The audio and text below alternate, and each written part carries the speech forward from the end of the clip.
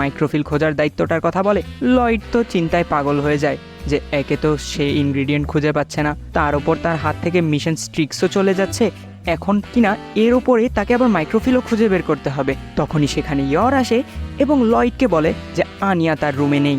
Lloyd চিন্তায় পড়ে যায় এবং দৌড়ে সেই রুমে যায়। সে গিয়ে দেখে জানালা হাট করে খোলা এবং আনিয়া এদিক দিয়েই পালিয়েছে।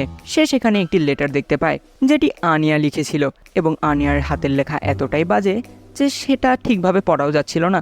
লয়েড এবং ইয়র আনিয়াকে খুঁজতে বেরিয়ে পড়ে এবং আনিয়া এবং বন খুঁজতে বেরিয়ে পড়ে সেই চেরি সিরাপ। এদিকে আবার সেই কার্নেলের লোক আনিয়াকে খুঁজছিল, কারণ আনিয়া তো তাদের মাইক্রোফিল খেয়ে ফেলেছে। তো মাইক্রোফিলটা উদ্ধার করতে হলে আনিয়াকে তাদের চাই। চেরি সিরাপটা নিয়ে বাড়ি ফেরার পথে আনিয়ার সামনে পড়ে যায় ট্রেনের সেই দুজন লোক এবং তারা আনিয়াকে কিডন্যাপ করে নেয়। কিডন্যাপ করার সময় বন্ড তাদেরকে বাধা দিলে বন্ডকে ছিটকে ফেলে দিয়ে তারা আনিয়াকে